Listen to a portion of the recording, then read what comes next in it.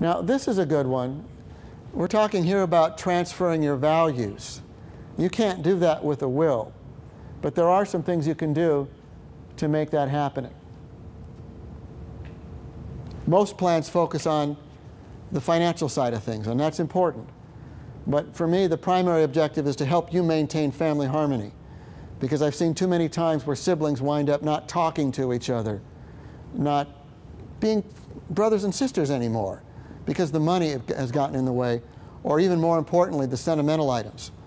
Now, if you open up your binder here, I've included an LA Times article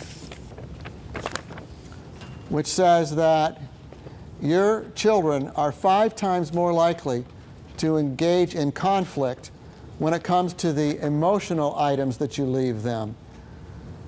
The wedding ring, the gun collection, the special picture that hung over the mantle for 30 years, as opposed to the cash.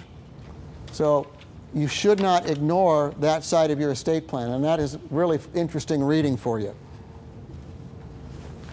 Here are some of the things you can do to deal with those issues. One of them is called preparing an ethical will. I make available to my clients forms of documents that describe your values and virtues that you hold in highest esteem and how you have obtained them. The ethical will goes on to tell your children why you're leaving the money to them, how you're leaving it to them. Why am I leaving it to you in a lifetime trust? You know, what are the protections I'm hoping you'll enjoy? And then at the end you can close with some sentimental remarks. And I've read some ethical wills that are real tearjerkers that round out the estate plan and help the children understand and feel great about your legacy. The incentive trusts are very interesting. There's carrot and stick trusts both. I don't use them a lot, but I tell my clients about them, and some of my clients choose them. If you have a child who's prone to substance abuse or addictive behavior, gambling, alcoholism, whatever, you can write a trust that says basically this: I leave my money to my children in trust throughout their lifetime, provided they stay clean and sober. If they become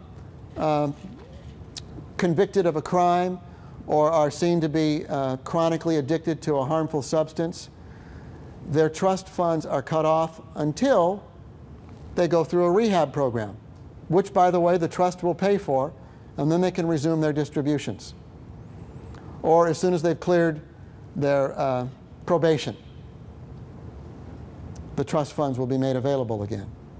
Who's the agency that takes care of this, that watches this, make sure this happens? Who implements this? It's the successor trustee again. The person you've entrusted to handle your money after you go. Could be a close friend, spouse, neighbor, could be the local bank trust department, could be a trust company.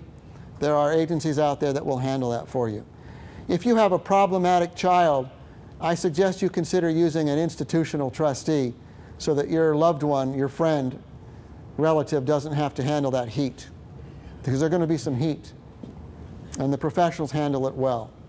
That's the stick approach. The carrot approach might be to provide them with money to start up a business, to achieve a graduate degree, or to do whatever else you might deem important.